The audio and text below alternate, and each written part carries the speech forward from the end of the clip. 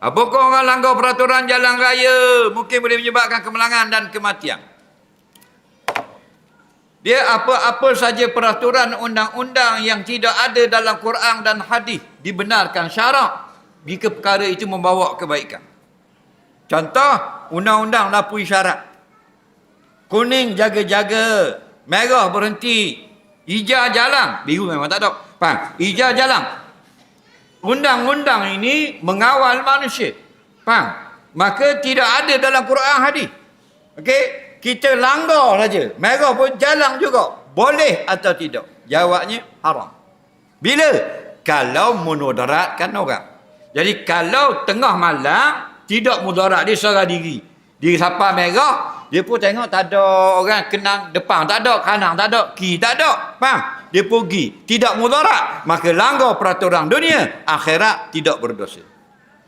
Ada pun dia langgar lampu merah, menyebabkan orang jadi berit, jadi belanggar, jadi susah, hukumnya haram. Kenapa? Nabi kata la darara wala dirara. Apa saja tindakan kamu tak boleh memudaratkan orang lain. Termasuk dalam bab lampu isyarat. Maka terbit dalam satu kaedah mazhab Syafi'i, ad-dararu yuzalu. Kemudaratan hendaklah dikawal, jangan beri berlaku. Mana mudariki, nak langgar lampu merah, orang tengah hijau ramai-ramai ni haram, menyusahkan orang lain. Nampak? Lepas tu apa langgar orang dan sebagainya, mati orang, berdosa. Sebab kita wajib taat tanpa kecuali Allah dan Rasul. Ati Allah wa ati Rasul. Kemudian wa ulil amri minkum. Kena taat juga. Siapa ulil amri? Ulama dan kerajaan. Bila tu?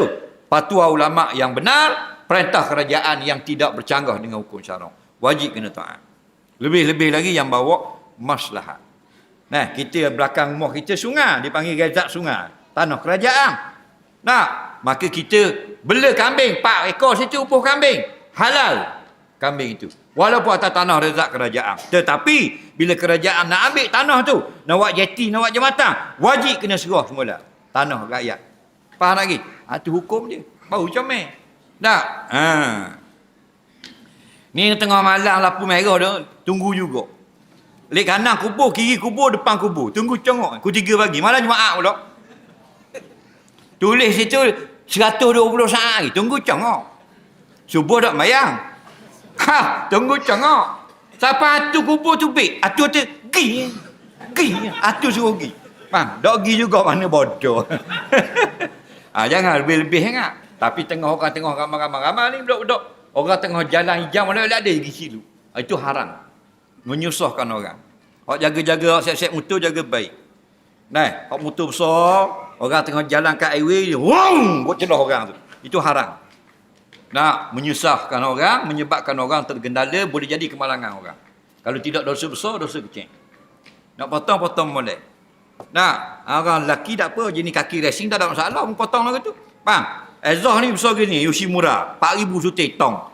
Wong, kut celah orang. Kejut dah orang. Dah kena orang puak, orang apa, jenis orang tak biasa. Itu kena jaga-jaga. Jangan main Ezah kuat. Hati-hati. Nangis anak orang, perkejuan, semua tu haram belaka. Soalan seterusnya.